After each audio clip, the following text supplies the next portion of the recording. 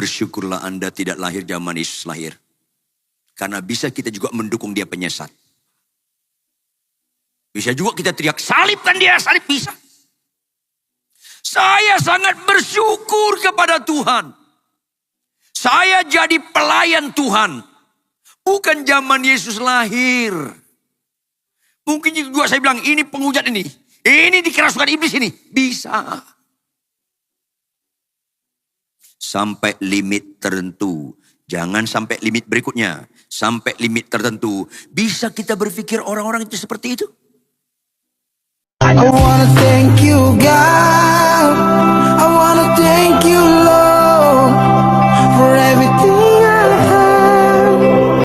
Amin. Silakan duduk. Shalom. Shalom. Bapak Ibu, kalimat ini kelihatannya sederhana. Tapi seringkali secara etika praktis sehari-hari kita nggak melakukannya. Perbedaan signifikan. Perbedaan yang sangat beda. Percaya kepada Yesus daripada sesembahan lain, dewa-dewa lain, sesembahan lain, Allah-Allah lain adalah, catat baik-baik, adalah kita hasil ditebus oleh Tuhan Yesus. Ulangi, 1, 2, ya. Kita hasil ditebus oleh, ini tangkap. Konsekuensi logis kita ditebus. Pertama, kita bukan kepunyaan kita lagi. Kita nggak pernah membeli diri kita nggak pernah menebus diri kita. Apalagi kepunyaan setan iblis, tidak. Kepunyaan Tuhan sendiri. Imamat yang rajani, kepunyaan Allah sendiri untuk melakukan kehendaknya. Bukan dia melakukan kehendak kita. Yang setuju tepuk tangan yang keras. Yes, ini penting sekali. Maka bagi orang gak percaya, wajar dilawati firman Tuhan supaya tercapai kerinduan Anda untuk mencapai kerinduan Tuhan. Catat baik-baik. Bagi orang gak percaya, Tuhan mau menjawab pergumulan Anda. Tuhan mau menjawab keinginan Anda. Tetapi supaya Anda mentaati kehendak Dia. Itu bagi orang gak percaya. Bagi orang kanak-kanak rohani, biasanya fokus tetap masih seperti manusia duniawi. Karena tidak proses bertumbuh. Maka bagi yang dewasa rohani, Tuhan gak penting lagi apa yang kuinginkan. Yang penting apa yang kau inginkan untuk kulakukan. Itu tahap mujizat menunjukkan kita berkenan di mata Tuhan. Maka bagian-bagian Alkitab yang kita baca, biarpun Tuhan menyembuhkan orang lain, aku dan mujizat, itu bagian pemuritan bagi Petrus dan kawan-kawan. Supaya pola mereka percaya kepada Allah, jangan lagi pola hukum Taurat, jangan pola agama Yahudi. Tetapi pola seperti yang Tuhan kehendaki. Mujizat yang utama dalam diri saya dan saudara Bapak Ibu. Kita percaya kepada Dia menurut Dia. Itu mujizat utama. Mari kita buka Markus pasal 5 ayat 21 sampai ayat 40. Sampai ayat 42. 43 itu bagian konteks lain lagi. Perlu pelajaran panjang kita ayat 43. Markus pasal 5. Ayat 21 sampai ayat 42. Saya ajak kita membacanya bergantian. Dengan fokus kita, cara Tuhan. Bukan cara kita. Fokus kita, apa yang disukai Tuhan. Bukan apa yang disukai kita. Tetapi kalau ada di antara Anda yang belum percaya di ruangan ini, atau masih bayi rohani atau kanak-kanak rohani, wajar Anda melihat apa yang kita sukai, apa yang kita kagumi. Jadi tetap ada kemungkinan itu terjadi. Jemaat ini bisa dibagi dua, yang mulai dewasa rohani dengan masih bayi rohani. Maka kalau dewasa rohani, fokusnya apa yang dimaksud Tuhan. Kalau masih kanak-kanak rohani, wajar apa yang kita kagumi, yang kita tangkap di sini. Kita bergantian, saya minta tolong kita baca cermat Teliti, bukan hanya kita perhatikan ayat demi ayat, kita juga perhatikan kalimat demi kalimat, bahkan kata demi kata. Yang sepakat, sekali lagi katakan amin. Saya mulai. Sesudah Yesus menyeberang lagi dengan perahu, orang banyak berbondong-bondong datang, lalu mengerumuni dia, sedang ia berada di tepi danau. Lanjut.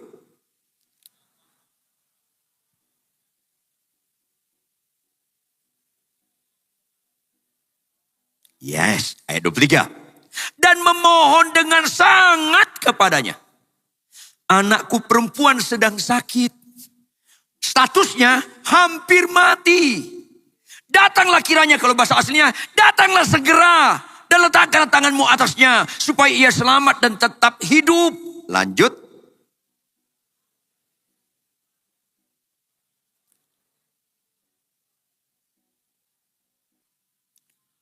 Adalah di situ seorang perempuan yang sudah 12 tahun lamanya menderita pendarahan.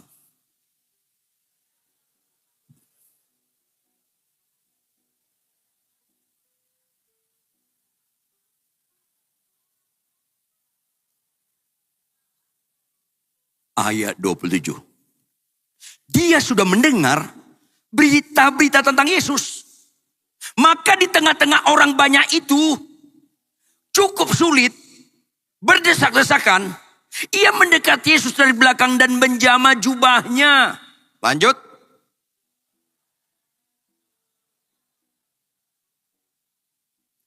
Seketika itu juga berhentilah pendarahannya dan ia merasa bahwa badannya sudah sembuh dari penyakitnya. Ayat 30.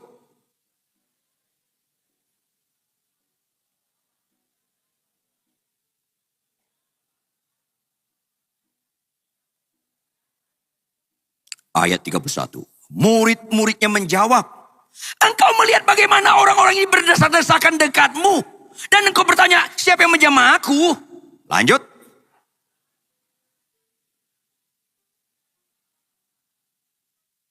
Perempuan itu yang menjadi takut dan gemetar ketika mengetahui apa yang telah terjadi atas dirinya, tampil dan tersungkur di depan Yesus. Dan dengan tulus memberitahukan segala sesuatu kepadanya.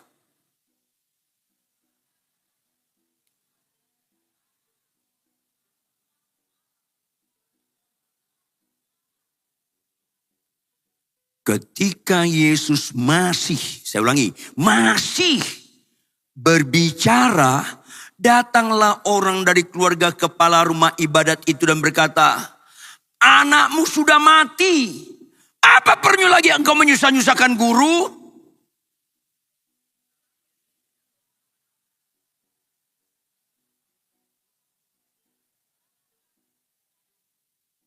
Lalu Yesus tidak memperbolehkan seorang pun ikut serta, kecuali Petrus, Yakobus, dan Yohanes saudara Yakobus.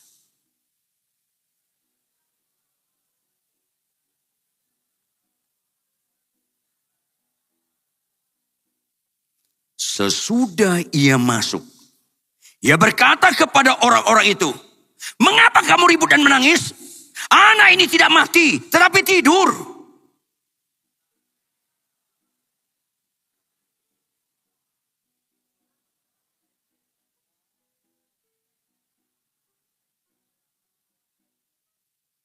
Lalu dipegangnya tangan anak itu, katanya, Talita kum, yang berarti, hai anak, aku berkata kepadamu, bangunlah.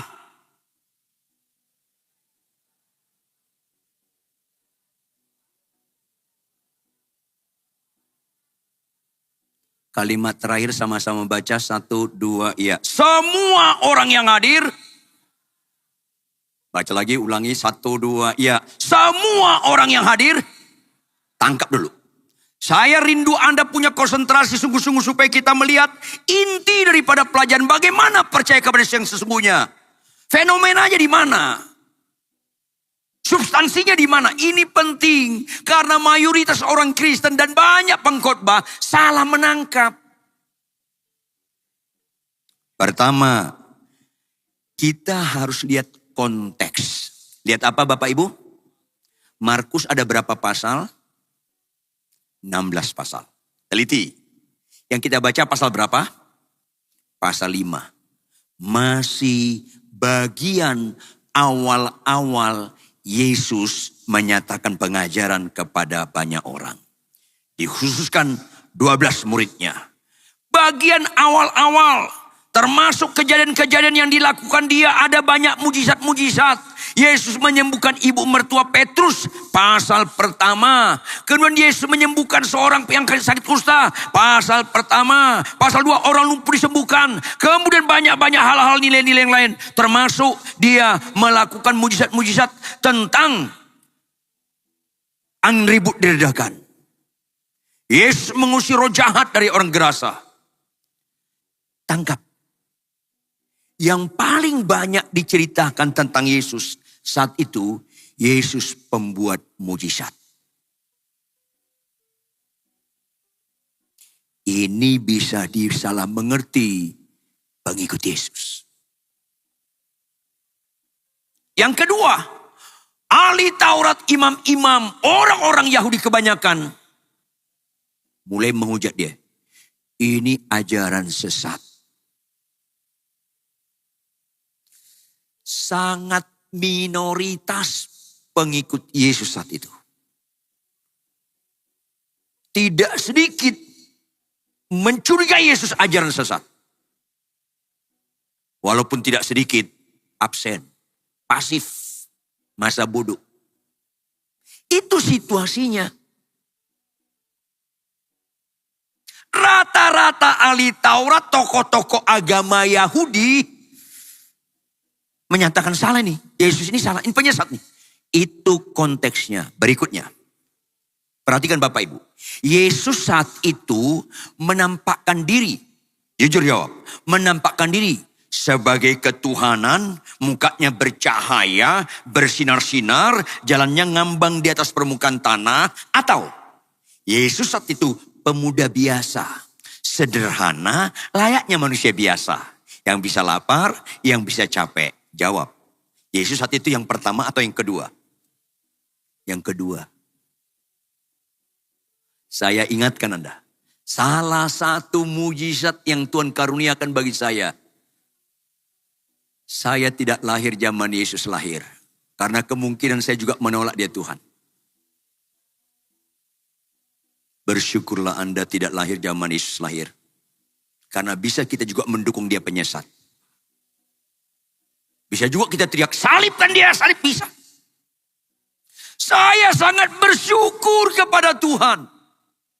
Saya jadi pelayan Tuhan. Bukan zaman Yesus lahir. Mungkin juga saya bilang, ini penghujat ini. Ini dikerasukan iblis ini. Bisa. Sampai limit tertentu. Jangan sampai limit berikutnya. Sampai limit tertentu. Bisa kita berpikir orang-orang itu seperti itu? Tapi anehnya ayat 21. Operator ayat 21. Perhatikan ayat 21. Ayat 21. Sesudah Yesus menyeberang lagi dengan perahu. Konteksnya menyeberang lagi dengan perahu dari mana? Dia meredakan angin ribut. Kemudian dia melakukan banyak mujizat-mujizat. Mengusir roh jahat dan sebagainya. Maka ketika Yesus menyeberang lagi dengan perahu, orang banyak berbondong-bondong datang lalu mengerumuni dia.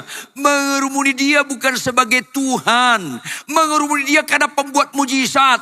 Mengerumuni dia karena ada hal-hal yang spektakuler di mata manusia akan diperbuat dia. Bukan Tuhan yang menegur dosa dan kejahatan supaya kita hidup dalam kudus dan kebenaran. Bukan itu.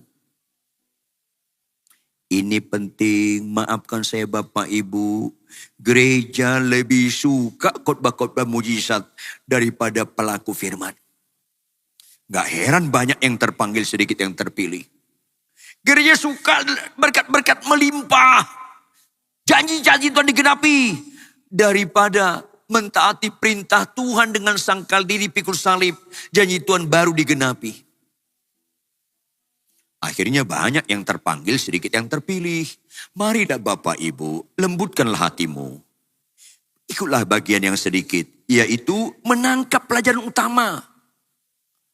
Dalam perikop ini, Supaya kita nggak menangkap yang kebanyakan orang tangkap. Tapi menangkap yang Tuhan kehendaki tangkap. Yang setuju tepuk tangan yang keras. Yes, ini penting sekali. Terjadi mujizat pertama. Mujizat pertama, perhatikan ya ayat 21. Yesus menyeberang dengan perahu, kemudian dia turun dari perahu, di belakangnya danau Tiberias. Orang banyak, udah banyak berbondong-bondong. Itu banyak lapisan, udah banyak berbondong-bondong. Jamaknya jamak, jumlah yang sangat banyak. Mengurumuri dia. Sedang ia berada di tepi danau. Ini setengah lingkaran mengurumuri dia. Gampang gak menembus berbondong untuk sampai dekat Yesus? Sangat sulit. Lihat ayat 22. Mujizat pertama. Ini penting sekali. Mujizat bagi manusia, anak itu sembuh. Mujizat bagi Tuhan ini. Datanglah seorang, siapa Bapak Ibu? Yang keras. Kepala rumah ibadat ini, ibadat gereja orang Kristen atau Yahudi. Sangat tidak mudah.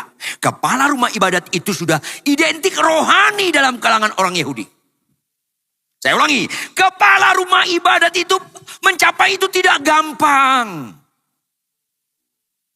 Kepala rumah ibadat di agama Yahudi udah punya kerohanian yang sangat tinggi. Sulit percaya dengan pemuda. Kalau kepala rumah ibadat rata-rata udah hebat, itu usianya 40. Biasanya di atas 45, 50. Untuk mencapai itu sulit.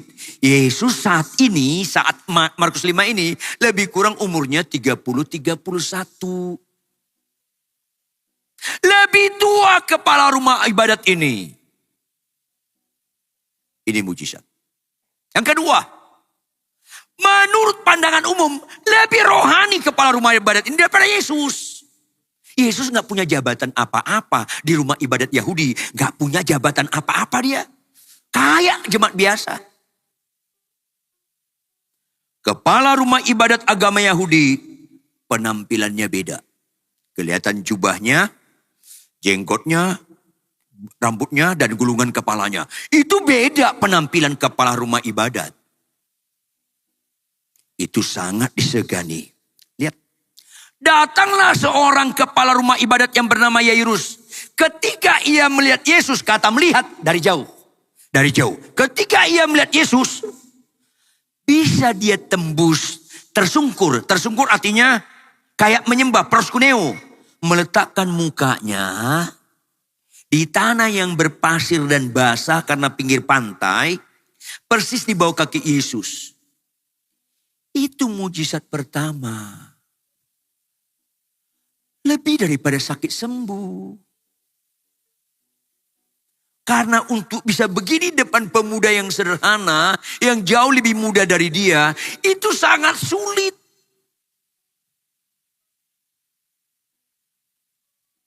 Di hadapan umum, dia lebih rohani daripada Yesus. Siapa Yesus? Dia bukan kepala rumah ibadat, dia bukan imam, dia bukan siapa-siapa. Jubahnya pakainya membuat orang minggir. Orang minggir, dihormati. Tapi depan orang-orang yang menghormati dia, gak malu dia tersungkur. Gak malu dia merendahkan hati. Itu dilihat Yesus. Kita mau sembuh tapi sombong-sombong. Ini repot. Saya ingatkan Anda. Kalau Anda tidak tertarik disiplin baca Alkitab, itu menunjukkan kesombongan Anda. Salah satu kita belajar rendah hati, capek gak capek, ngantuk gak ngantuk, sehat kurang sehat, sibuk gak sibuk, konflik tidak konflik dalam rumah tangga. Bangun pagi baca Alkitab, ada statement hidup yang berbobot di sana berkata, aku memerlukan Engkau Yesus. Firman itu pelita bagiku, tanpa firman-Mu aku gak bisa jalan. Itu ciri utama orang belajar rendah hati. Maka bagian pertama ini Bapak Ibu bertobat. Jangan ada di antara Anda malas baca Alkitab. Tapi kalau Anda belum percaya, wajar. Tapi hari ini lewati firman supaya kita berubah. Ini mujizat. Kepala rumah ibadat lebih tua. Lebih penampilan ekonominya lebih kuat. Karena Yesus dari kalangan orang sederhana. Orang anak tukang kayu. lebih tua, penampilan mewah, lebih rohani menurut saat itu. Dia tersungkur di depan kaki Yesus. Kalau saya buat film, Petrus dan kawan-kawan lihat, loh apa nih orang, kenapa dia? Karena murid-murid Yesus sampai saat itu belum mendekati Yesus sebagai Tuhan. Layaknya guru, orang yang pintar, orang yang pembuat mujizat. Layaknya orang yang bagus mengajar, belum Tuhan. Tapi kepala rumah ibadat ini mengajarkan Petrus dan kawan-kawan, yang kalian ikutin ini luar biasa istimewanya. Banyak kita melihat Yesus, gak seperti Yesus kehendaki. Kan banyak orang berkata, El Shaddai, El Shaddai. Lanjut. Itu kan hanya di bibir doang. Kalau Anda percaya dia Allah Maha Kuasa, lihat saya yang penakut. Kalau Anda percaya dia Maha Kuasa, kenapa kau takut lewat kamar mayat? Karena bohong Anda dia Maha Kuasa. Yang penakut lu pembohong. Jangan bilang Maha Kuasa, Anda takut lewat kamar mayat. Itu kan bohong. Mana Maha Kuasanya? Kok kau takut sama mayat? Allah itu penuh kasih. Tapi kau gak mau mengampuni iparmu. Kan banyak orang gak kenal Tuhan sebenarnya. Tapi nyanyinya bagus. Terharu-terharu. Catat baik-baik. Khotbah yang bagus, nyanyian yang bagus diperlukan gereja. Tapi belum tentu itu benar-benar dihidupkan dia. Kepala rumah ibadat ini secara tidak langsung mengajarkan Petrus dan kawan-kawan. Siapa pribadi yang kalian ikut ini? Lihat ayat 23. Mulai pelajaran luar biasa. Dan memohon dengan sangat kepadanya. Kata sangat kalau bahasa aslinya. Dengan hancur hati. Dengan segenap hati. Petrus bingung. Lah emang guru kami siapa ya? Ini bapak ini jauh lebih tua. Saya hormati nih. Kepala rumah ibadat. Emang guruku ini siapa ya? Kok sampai dia tersungkur mengharapkan. Apa katanya? Anakku perempuan sedang sakit. Hampir mati. Datanglah kiranya dan letakkanlah tanganmu atasnya supaya ia selamat dan tetap hidup. Loh. Kan kau lebih bagus berdoa daripada guru kami. Kau kan kepala rumah ibadat. Ini mujizat. Orang seringkali melihat mujizat ketika anaknya sembuh. Bukan rangkaiannya. Sedih Tuhan melihat orang Kristen hanya lihat sembuh. Bukan pembentukan karakter. Bukan proses pembentukan rendah hati. Lihatlah yang Yesus lihat. Jangan Anda lihat yang Anda lihat yang mulut manusia lihat. Dan ini jarang dikhotbahkan. Khotbahnya hanya sekedar sembuh. Padahal prosesnya ini yang mahal. Prosesnya yang mahal. Dan anaknya perempuan sedang sakit. Statusnya gimana? Statusnya apa? Hampir mati. Ulangi apa? Lebih keras apa? Hampir mati. Jawab. Berarti orang ini anaknya perlu ditolong segera enggak? Segera, hampir mati. Jujur, kalau anak saya sulit bernapas di rumah misalnya waktu kecil misalnya, sulit bernapas biru. Saya larikan mobil ke rumah sakit. Terserah lampu merah saya terobos. Karena hampir mati. Kalau polisi terus, Pak, anak saya mau hampir mati. Oh iya, pasti mengerti orang. Pasti mengerti orang. Anak saya hampir mati. Statusnya hampir mati. Kalau anak saya cukup hanya bisul, gak usah lah begitu, tangkap loh. Ini hampir mati. Jadi tangkap situasinya. Hampir mati, ulangi 1, 2, ya. Yes. Maka dia bilang, tolong datang segera. Letakkan tanganmu atasnya supaya selamat dan tetap hidup. Loh, siapa guru kami ini? Mulai Petrus dan kawan-kawan. Siapa dia? Kok bisa ya membuat begitu? Bagian pemuritan buat murid-muridnya. Diperkenankan Yesus kejadian itu supaya murid-muridnya jangan mendekati Yesus sekedar pembuat mujizat. Jauh lebih mahal dari pembuat mujizat. Dibentuk karakter kita. Janganlah hina Tuhan sekedar penyembuh. Tapi yang bohong gak jujur. Yang pemalas gak rajin. Yang sombong gak rendah hati. Yang berzina masih main berzina. Janganlah dekati Yesus sekedar sembuh. Karena itu tidak menyelamatkan. Itu yang saya bilang gak bosan-bosannya. Karena itu contoh Alkitab. 10 orang sakit kusta, semuanya percaya Yesus sanggup menyembuhkan mereka. Semuanya percaya. Dan semuanya sembuh. Cuman satu yang selamat. Bagi Anda yang percaya, lama-lama, tahap berikutnya. Anda sedang menghina Tuhan, kagum dia menyembuhkan. Tapi kelakuan Anda gak berubah. Anda sedang menghina Tuhan. Catat bebek. Karena iblis pun bisa menyembuhkan. Perbedaan signifikan. Iblis dengan Yesus bukan di kesembuhan. Yang gak bisa lakukan iblis adalah kita sadar dan bertobat. Gak bisa lakukan iblis itu. Makanya Tuhan tangkap nilai. Jika satu orang saja bertobat, seisi surga bersorak-sorai. Karena bertobat itu jauh lebih mujizat daripada mayat bangkit. Lumpuh berjalan, buta celik. Tangkap dong Bapak Ibu. Kok kagum sakit sembuh? Kok gak kagum orang pemarah jadi lemah lembut? Ini penting. Supaya tahap berikutnya kita mendekat dia sebagai Tuhan. Bukan sekedar penyembuh kayak dukun. Bukan sekedar itu. Jangan anti kesembuhan. Tapi kesembuhan itu hanya awal. Berikutnya bukan lagi itu. Ini penting sekali pelajaran-pelajaran seperti ini. Makanya Tuhan gampang menyembuhkan. Ku katakan aja, anak kau pulanglah. Anak kau sudah sembuh. Gampang. Tapi pembentukan yang supaya diikuti murid-muridnya. Bagian dari pemberitaan sedang ditunjukkan Tuhan. Lihat ayat selanjutnya ayat 24. Ini orang harus segera ditolong. Hampir mati. Lalu pergilah Yesus dengan orang itu. Pergilah Yesus dengan orang itu. Pergilah itu dalam bahasa aslinya. Cepat-cepat. Mau ditolong. Kalimat berikutnya. Sama-sama baca kalimat berikutnya. 1, 2, iya. Orang banyak. Tangkap dong. Tangkap dong. Dah lagi buru-buru anaknya mau hampir mati. Orang banyak berbondong-bondong mengikuti dia. Dan berdesak-desakan dekat dia. Kalau berdesak-desakan. Menghambat langkah enggak? Menghambat. Apakah ini kebetulan? Tidak. Karena mujizat utama bukan anaknya sembuh. Mujizat utama, kau tetap percaya kepadaku walaupun anakmu mati. Ini yang keren sekali. Ini gak ditangkap banyak pendeta, banyak hamba Tuhan, banyak jemaat. Akhirnya hanya sembuh-sembuh. Padahal sembuh itu gak ada unsur kekekalannya. Saya ulangi, padahal kesembuhan itu gak ada unsur kekekalannya. Kalau sembuh bertobat, baru ada kekekalannya. Karena di bertobat ada kekekalan. Tepuk tangan yang keras. Di bertobat ada kekekalan. Di kesembuhan tidak ada kekekalan. Ini penting. Makanya lama-lama orang sedang menghina Yesus. Kagum menyembuhkan. Tapi gak suka dibongkar dosanya. Karena gak suka bertobat. Akhirnya Yesus seringkali bukan Tuhan.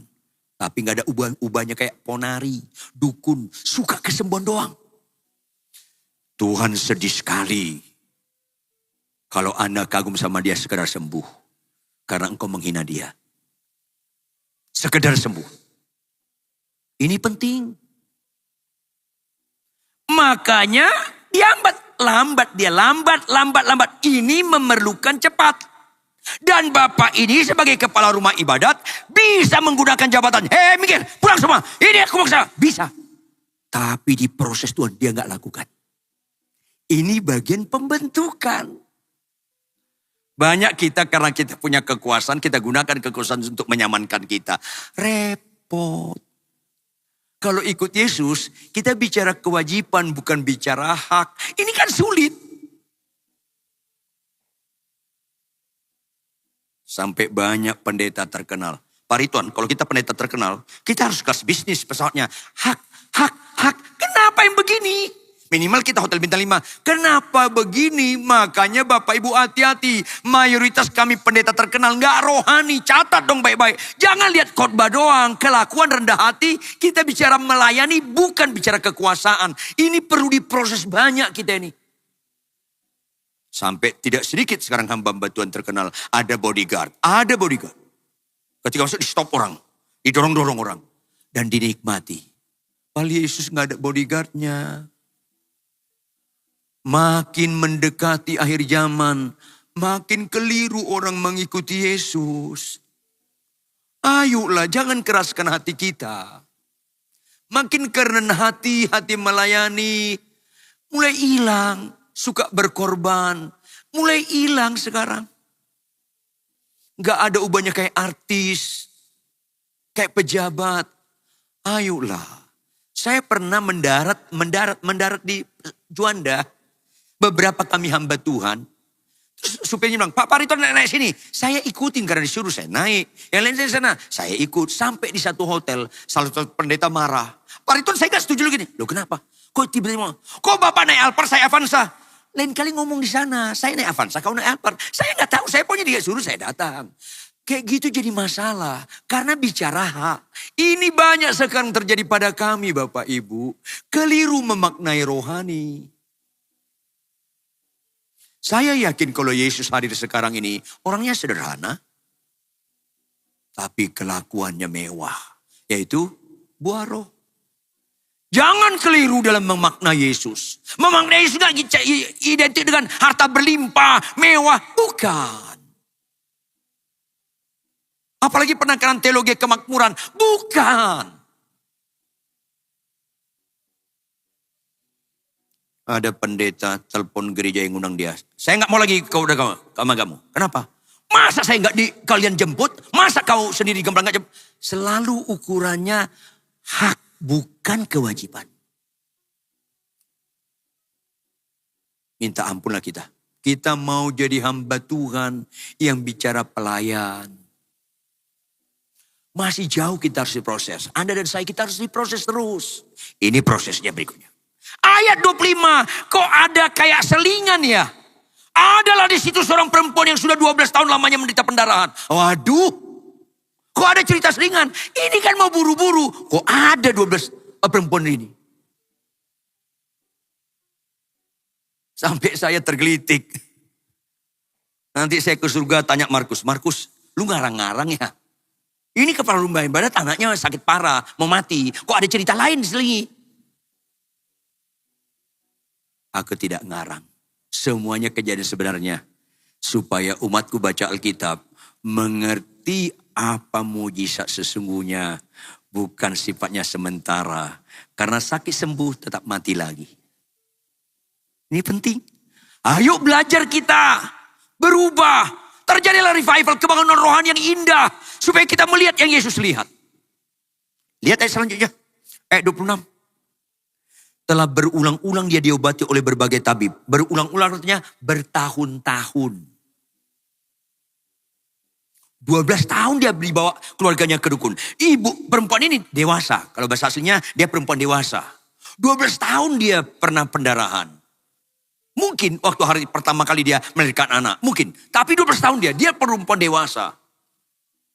Kedukun habis duitnya. Sembuh enggak. Makin baik pun enggak. Yang terjadi sehingga telah dihabiskannya semua yang ada padanya. Hartanya pun habiskan semuanya. Untuk beli kedukun. Berobat. Namun sama sekali tidak ada faedahnya. Malah sebaliknya keadaannya makin memburuk dan memburuk. Lihat ayat 27. Dia sudah mendengar berita-berita tentang Yesus. Maka di tengah-tengah orang banyak itu, ia mendekati Yesus dari belakang. Kalau kepala rumah ibadat mendekati Yesus gampang. Karena orang-orang lihat ini orang istimewa. Ini tokoh agama Yahudi, minggir kita. Tapi kalau perempuan ini siapa dia? Siapa dia nih? Artinya dia punya tingkat kesulitan yang tinggi untuk menghampiri Yesus. Dia punya kesulitan yang sangat tinggi. Ada bayar harga, kemungkinan terinjak. Karena dia membungkuk untuk masuk. Karena dia sedang sakit parah. Lemah dia. 12 tahun pendarahan itu mengerikan Bapak Ibu. Ada orang leukemia, kanker darah. 1 tahun langsung kurus dan tak berdaya. Ini 12 tahun. Itu punya kesulitan yang sangat tinggi di tengah orang berdesak-desakan dekat Yesus. Dia bisa menghampiri Yesus. Ini bagian pemuritan. Orang yang gampang-gampang dapat itu biasanya menghina, meremehkan berkat. Tapi orang yang mengalami kesulitan dapat berkat itu jauh lebih menghargai berkat. Sulit sekali. Ini kita dengar baca. Tapi kejadian sesungguhnya, apalagi dengan referensi ayat sebelumnya, berdasarkan dekat dia, kalau dia Mike Tyson bisa minggir. Ini orang pendarahan 12 tahun, itu lemah sekali. Kemungkinan dia bisa keinjak mati. Makanya kalau baca Alkitab itu penuh penghayatan. Ada sesuatu yang jauh lebih indah dari sekedar pendarahannya berhenti. Ada sesuatu yang lebih indah. Yaitu prosesnya. Ayat 28. Sebab katanya, asal ku jamah saja jubahnya, aku akan sembuh. Ayat 29. Seketika itu juga berhentilah pendarahannya dan ia merasa bahwa badannya sudah sembuh dari penyakitnya. Kata keterangan waktunya, seketika itu juga. Catat baik-baik. Seketika itu juga. Ulangi apa? Lebih keras. Artinya, itu mujizat rendah, gampang.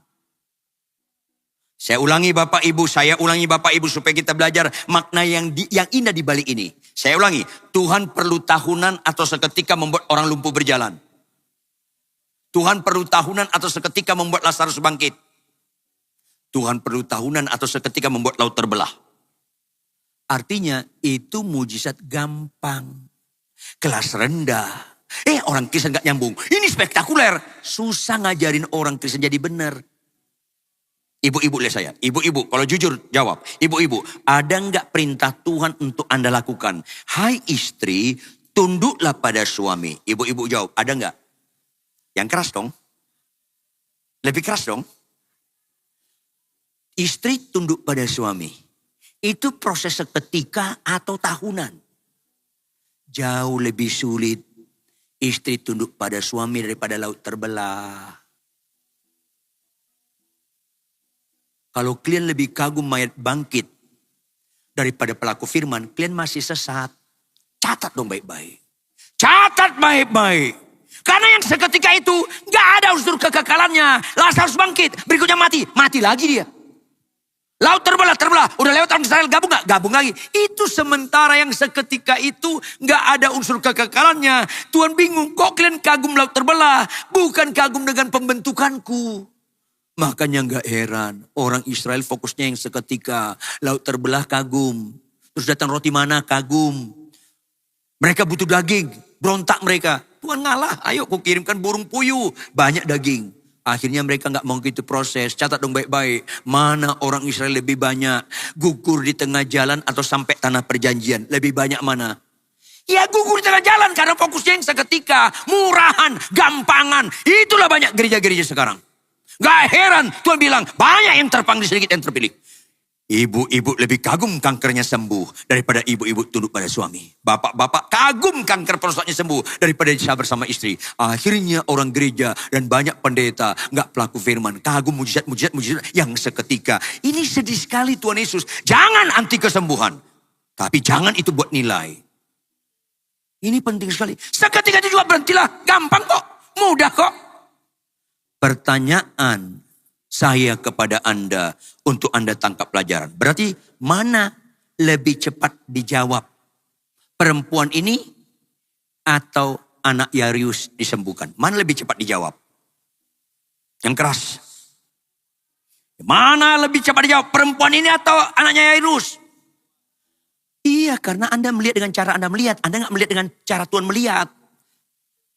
Perempuan anak Yairus waktu itu mendadak sakit keras.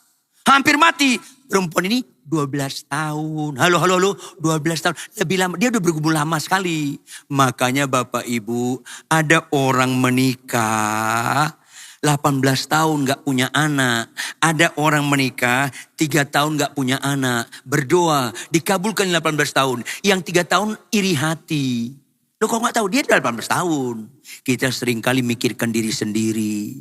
Bisa saja terjadi pada Yairus. Loh, kok dia dijawab? Orang aku duluan menghampiri engkau. Aku duluan menghampiri engkau. Kenapa dia jawab? Ini bagian pelajaran.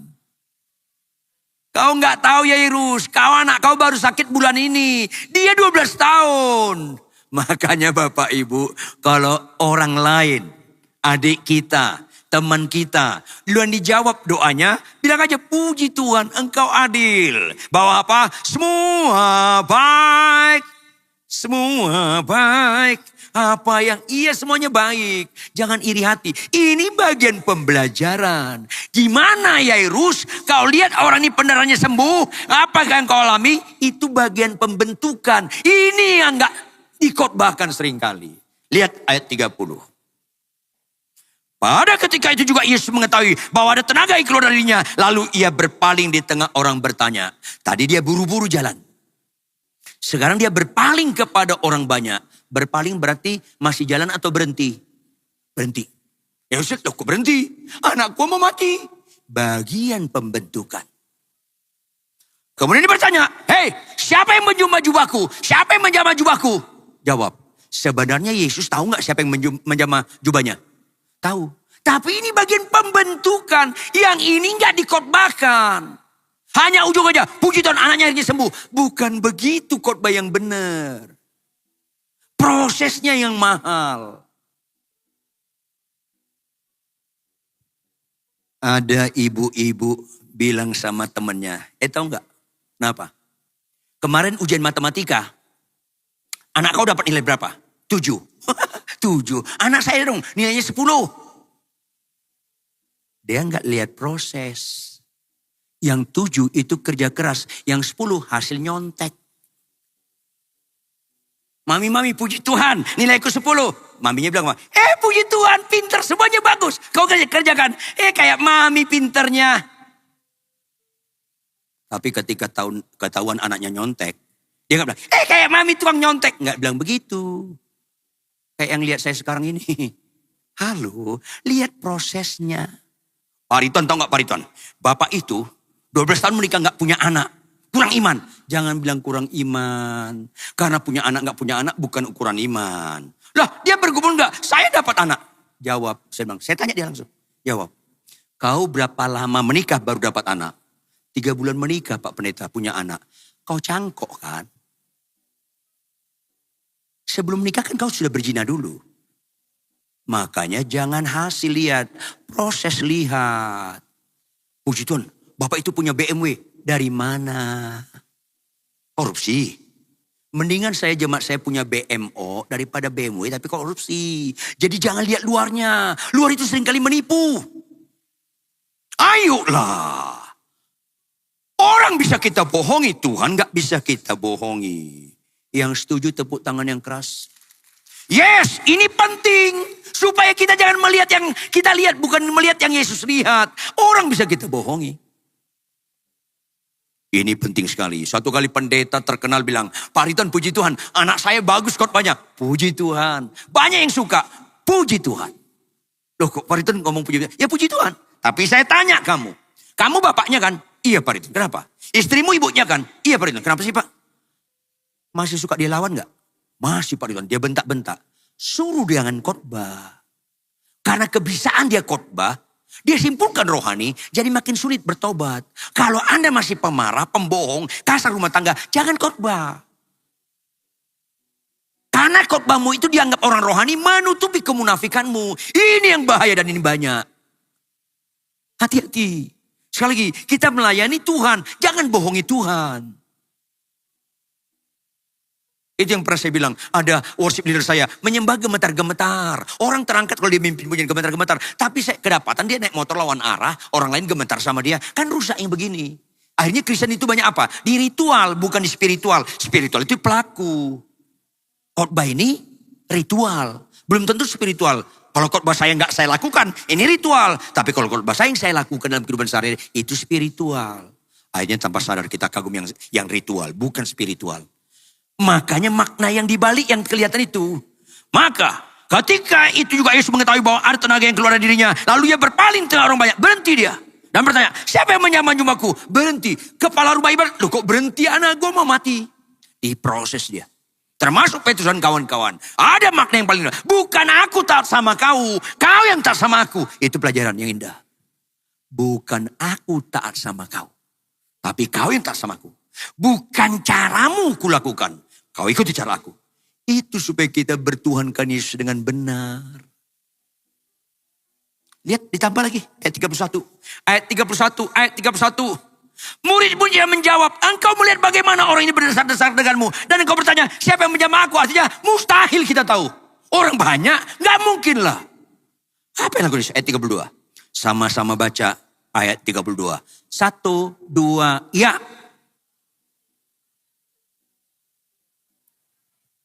Ya dong, hayati dong. Lalu ia memandang sekelilingnya. Kalau memandang sekelilingnya, dia lihat muter gak?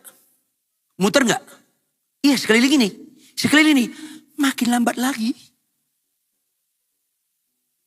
Dan kemungkinan karena banyak berdasar, dia sekeliling ini. Siapa yang menjamah? Mungkin dari kolong juga. Itu lama lagi. Kenapa? Ikuti cara saya, bukan caramu. Ini bagian orang mau dibentuk Tuhan Yesus. Yang setuju dengan cara Yesus, tepuk tangan yang keras. Yes. Tapi orang seringkali gak mengkhotbahi ini. Makin sulit kau dapat sesuatu, makin berharga itu. Makin gampang kau dapat sesuatu, makin bernilai rendah itu. Jangan alergi dengan kesulitan. Anak-anak yang dikasih dan pilihan pasti dalam tanda kutip dipersulit, didisiplin, dihajar. Jujur Bapak Ibu, kalau anak saya apapun dia minta saya kasih. Pak minta motor saya kasih, Pak minta mobil saya kasih, Pak minta duit 20 juta saya kasih. Kira-kira anak ini rusak atau makin benar? Yang keras. Rusak. Kalau anak saya disiplin, dulu anak saya ketika beli PS1, itu saya proses 3 tahun. Kamu gak ngerti itu PS1. Pak, aku udah bisa main. Ngerti itu bukan bisa main. Apa sih Pak? Kau gak ngerti, dia nanti tuanmu. Ah, Papa gimana? Saya jelaskan, 3 tahun. Itu pun masih belum lulus. Jadi Papa beli ini ya. Kapan dipakai? Sabtu Pak, jam 9 sampai jam 11. Kalau lewat gimana? Papa sita. Lihat tuh. Lihat itu, dengar ya. Ya Pak, kita beli. Seminggu, 2 minggu dia disiplin. Berikutnya, anak saya sebenarnya. Joshua, kamu sekarang cuci piring. Ntar Pak, nunggu. Jamnya jam berapa sekarang? Ada piring yang pagi ini belum kau cuci. Cuci. Ntar Pak. Kamu dengar gak? Iya Pak, sebentar 5 menit lagi. 5 menit saya tunggu gak nongol. Joshua, Pak gimana sih Papa gak sabar? Ya Tuhan gak jadi sabar nih orang. Akhirnya saya naik ke kamar dia. Saya matiin lagi gamenya. Loh Pak, itu kan kau gak ngerti kan? Gak ngerti kau dengan ini kan? Kau kan diatur dia. Padahal dia alat bukan subjek. Dia objek. Itu yang saya bilang kau gak ngerti. Ketika dia kuliah tingkat 1 di Bandung. Pak beli motor, kau belum mengerti. Aku bisa bawanya Pak. Bahasa bawa itu bukan mengerti. Kira-kira kau dipepet orang kau bisa panas gak? Bisa beli motor itu ada penguasaan diri. Fungsinya bukan untuk pamer. Untuk bermakna untuk kampus. Pak. Diproses dulu. Mana pernah saya gampang-gampang mengabulkan. Karena saya sayang sama anak dia. Kalau kalian gampang-gampang mengabulkan permintaan anak kalian. Kalian orang tua jahat. Ngeracunin anak itu. Catat dong baik-baik. Ada jembat saya. Oh Pak Pendeta luar biasa loh. Apa? Anak saya kelas 2 SMP udah bisa bawa mobil. Ngantar saya ke kantor. Kamu kesurupan. Loh kenapa Pak? Dia punya SIM gak? Enggak. Yang kayak gini-gini susah diajarin. Itu bukan prestasi, itu kebodohan. Tapi gak ngerti. Tabrakan sama bus, anaknya luka parah. Baru ngerti. Kadang-kadang orang kecelakaan dulu, mengalami penderitaan dulu baru ngerti. Seperti anak kecil gak ngerti api, disentuh, oh ya panas baru ngerti. Ayolah. Jangan dekati Tuhan itu Bapak murahan. Dipersulit dalam tanda kutip.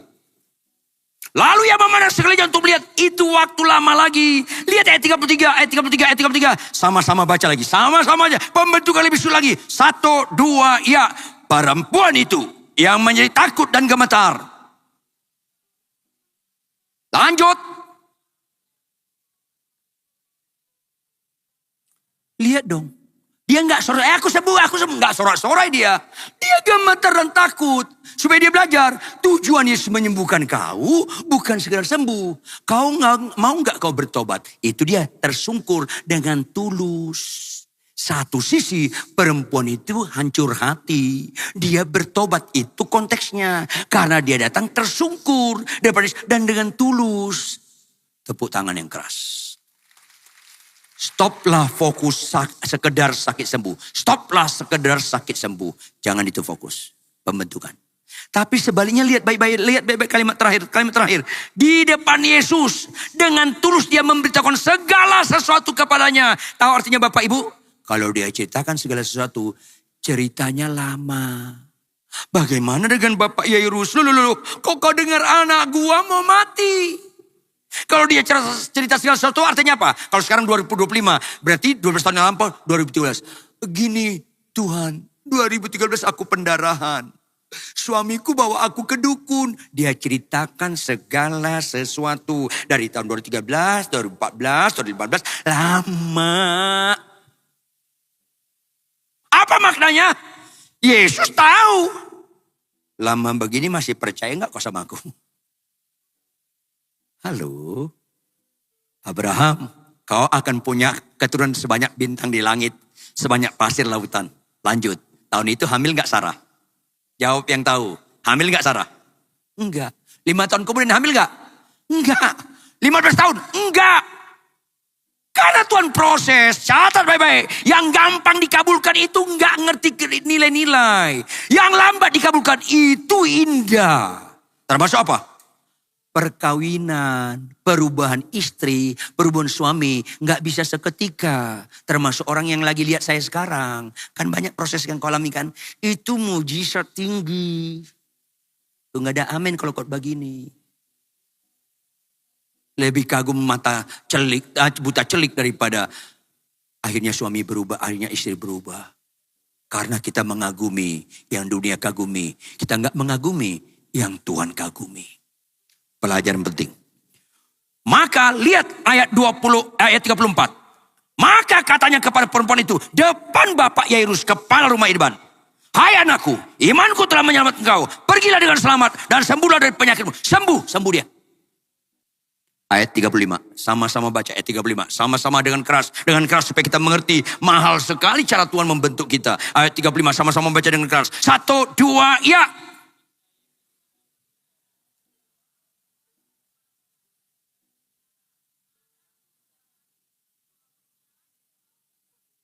Jawab Bapak Ibu, kalau anak mati menderita enggak? Menderita. Lebih menderita lagi, anak orang sembuh, anakku bukan sembuh malah mati. Lebih menderita lagi. Contoh ya, kalau kita satu usia, misalnya kita satu sekolah, SMA kelas 2, muridnya satu kelas misalnya 30 orang. Kalau 29 naik kelas, satu tinggal kelas, sedih enggak? Sedih. Tapi tinggal kelas, enggak berita sedih. Kalau satu orang naik kelas, 29 tinggal kelas, seru. Lu tinggal, ayo mana? Lu tinggal juga, kita tinggal kelas, seru. Itu konteksnya pembentukan yang mahal. Kalau kita tinggal satu komplek, perumahan, rumah Anda sendiri terbakar, yang lain enggak, sedih. Tapi kalau semua terbakar, seru. Artinya, ini pembentukan mahal. Ini yang gak dikhotbahkan. Mulia sekali Tuhan Yesus membentuk kita yang sulit ini dibentuk. Istri tunduk pada suami, suami sabar sama istri. Itu kan sulit. Lebih gampang lumpuh berjalan laut terbelah. Jangan lagi menghina Tuhan. Dengan sekedar kagum sembuh-sembuh. Tapi gak kagum dengan pembentukan Tuhan. Ini bagian pemuritan.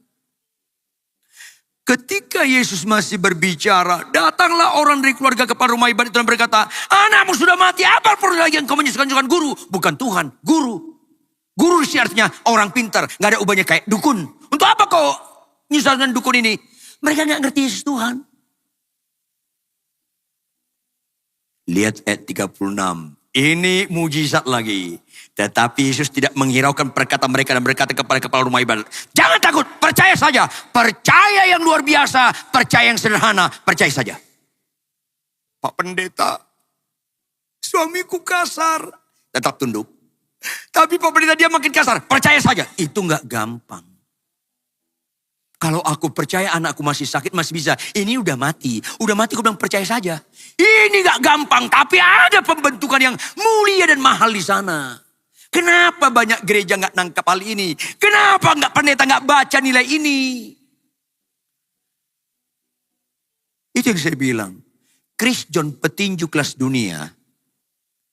Dia kalau kelas dunia, disuruh tanding dengan juara kecamatan, gak mau dia. Karena udah kelas dunia, ngapain yang gampang-gampang? Kenapa jemaat sekali suka sekali langsung dikabulkan doanya? Karena lu kanak-kanak. Kalau kau Dewi Sarwani makin sulit, makin setia. Makin sulit, makin setia. Makin sulit, makin setia. Ulangi, 1, 2, ya. Makin sulit. Makin sulit. Makin sulit. Tepuk tangan yang keras. Ini Kristen, kita bukan anak murahan. Ayolah. Jauh lebih sulit kuliah di Harvard daripada di UBT. Yang sering kali saya kasih ilustrasi. Harvard itu masuk sulit, kuliah sulit, lulus sulit. Kalau UBT, universitas baru terdengar. Ya gampang masuknya, gampang kuliah, gampang lulusnya. Tapi yang Harvard penuh pengharapan, yang itu putus pengharapan. Kalau orang kuliah di Harvard tingkat kesulitan tinggi, ngelamar kerja, ijazah mana? Harvard, langsung diterima, langsung kedudukannya tinggi, langsung. Kalau tamat dari Harvard, kerja di perusahaan asing, langsung kedudukannya tinggi. Kalau kamu apa? UBT. Apa itu UBT?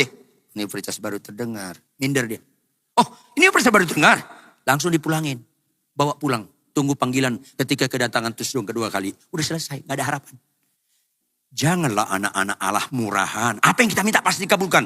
Ngawur Anda, gak ngerti konteks, bahaya. Lebih keras tepuk tangannya. Yes. Percaya kalau anakku masih sakit boleh. Ini udah mati.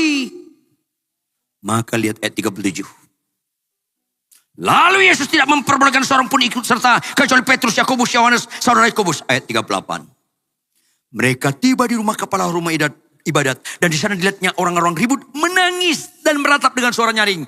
Kalau kalian pernah melihat orang Yahudi meninggal di Timur Tengah sana, mencekam sekali. Saya pernah melihat orang Batak keluarganya meninggal, itu meraungnya mengerikan sekali. Mencekam sekali, bisa terunyuk kita.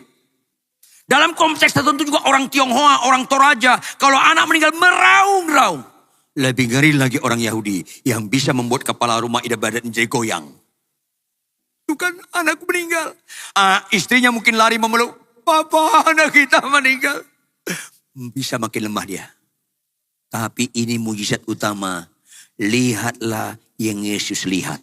Jangan lihat yang manusia lihat. Itu mujizat utama.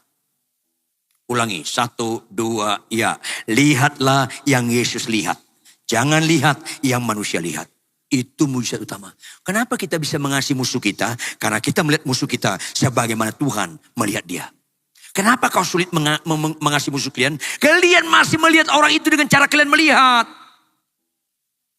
Sulit sekali buat mujizat melihat yang Yesus lihat.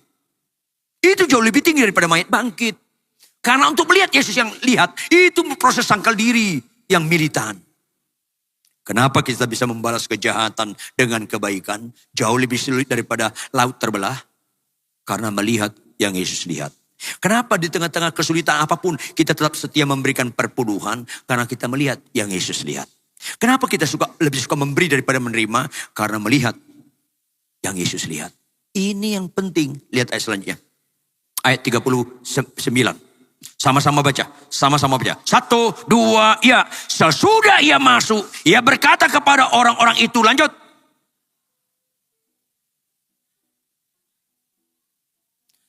Tetapi tidur ditutup dengan tanda baca apa?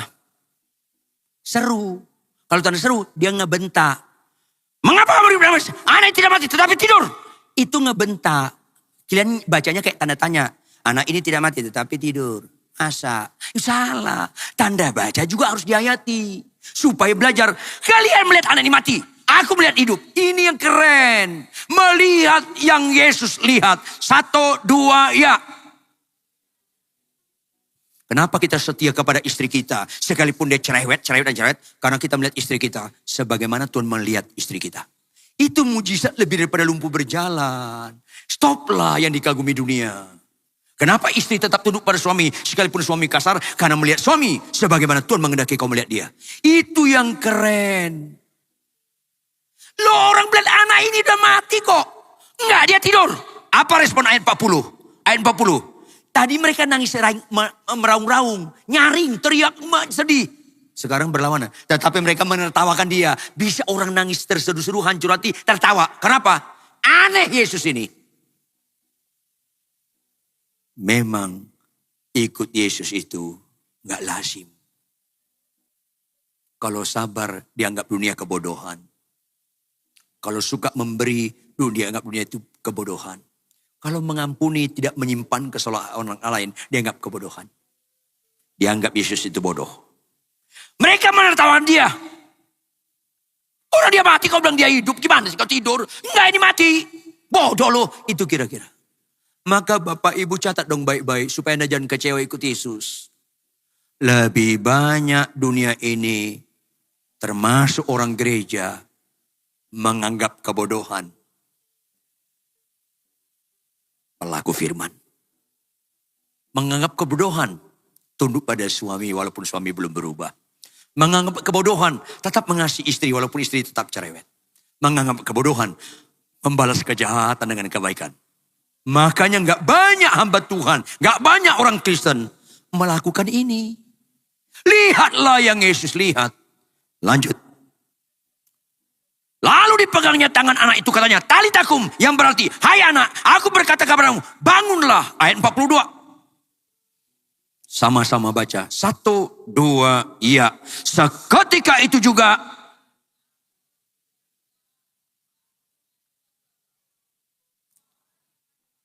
tangkap ya. Pendarahan ibu tadi seketika itu juga. Anak ini bangkit seketika. Artinya jangan ini yang utama. Prosesnya yang gak seketika yang utama. Ini seringkali gak ditangkap orang Kristen. Akhirnya kagum yang seketika. Seketika artinya gampang. Instan. Makanya itu bukan fokus. Fokusnya prosesnya. Ulangi. 1, 2 ya. Fokusnya apa? Prosesnya, pembentukannya, yang menyakitkan itu yang perlu. Maka ikut Yesus itu sangkali dipikul salib. Kalau sekarang sakit sembuh, yang gak punya mobil dapat mobil, yang gak punya anak dapat anak, lama-lama kalian keliru kayak orang Israel yang mati di tengah perjalanan, gak sampai ke tanah perjanjian. Maka kalau anak ini sakit, yang kunjungin sedikit. Kalau anak ini meninggal, banyak yang kunjungi supaya momentum Tuhan mengajar mereka siapa diri dia. Supaya momentum Yesus menyatakan Injil yang benar kepada banyak orang. Lebih bagus anakmu mati supaya banyak yang datang dan mereka mengenal siapa juru selamat datang ke dunia. Itulah Tuhan kehendaki kepada Petrus dan kawan-kawan. Juga kepada Bapak, Ibu, Saudara kita sekalian. Tepuk tangan yang keras. Maka penutup. Apakah pelajaran ini sekedar pengetahuan? Tidak. Tidak boleh. Itu kejahatan. Kalau sekedar pengetahuan, kejahatan. Pelajaran ini supaya kita lakukan. Katakan amin. Loh, bisa enggak Pak Ridwan kami lakukan? Enggak mungkin firman Tuhan ditulis, disampaikan yang enggak bisa kita lakukan. Satu kali ada orang negro di pinggiran kota New York. Daerah kumuh. Dia lihat tukang balon gas. Ada warna putih, hitam, merah, hijau, kuning, orange dan sebagainya. Dia gak punya duit. Dia lihat. Sedang dia lihat walaupun dia gak punya. Tukang balon lihat. Dengan tenangnya tukang balon ambil gunting. Potong benang balon warna putih. Tung, terbang. Dia lihat ya sayang sekali. Dengan dinginnya tukang balon. Potong benang balon warna hijau. Terbang. Kuning terbang. Orange terbang. Merah terbang. Tinggal balon hitam. Apa karena anak ini negro? Gak dipotong. Lantas dia bilang, Om, balon yang hitam kenapa gak dipotong? Gak bisa terbang ya Om. Dengan keterbatasan anak ini masih kecil. Gak bisa terbang ya Om. Terus tukang balon ini potong. Terbang. Terus bapak tukang balon ini berdiri. Pegang kepala anak ini. Nah, balon itu bisa terbang bukan karena warna. Loh kenapa? Karena ada gas di dalamnya. Ulangi, karena apa? Yang keras karena apa? Kita bisa melakukan firman ini bukan karena latar belakang moral kita pernah buruk. Bukan. Bukan karena pendidikan tinggi rendah. Bukan. Ada gak gas? Ada gak Roh Kudus dalam diri Anda? Maka siapapun kita, Tuhan adalah kekuatan kita. Kita dapat menjadi pelaku-pelaku firman Tuhan. Sehingga proses yang Tuhan perkenankan pada kita, kita ikuti taat dan setia. Bangkit berdiri, tepuk tangan yang keras. Kita mau terapkan firman ini karena bukan karena latar belakang pendidikan kita, bukan karena kesalehan kita, bukan karena kebaikan kita, tapi karena Tuhan adalah kekuatan kita. Sehingga gelombang apapun yang saudara hadapi, yang saya hadapi, semuanya bisa kita lampaui. Makanya berserahlah kepada Tuhan Bapa Ibu. Jangan lagi percaya kepada Yesus menurut Anda, melainkan percayalah kepada Yesus menurut Yesus. Kita nyanyikan lagu ini dengan iman, seraya kita kita bicarakan nyanyian ini kepada Tuhan. Direct, langsung sebagai doa kita kepada Tuhan. Amin. Tuhan.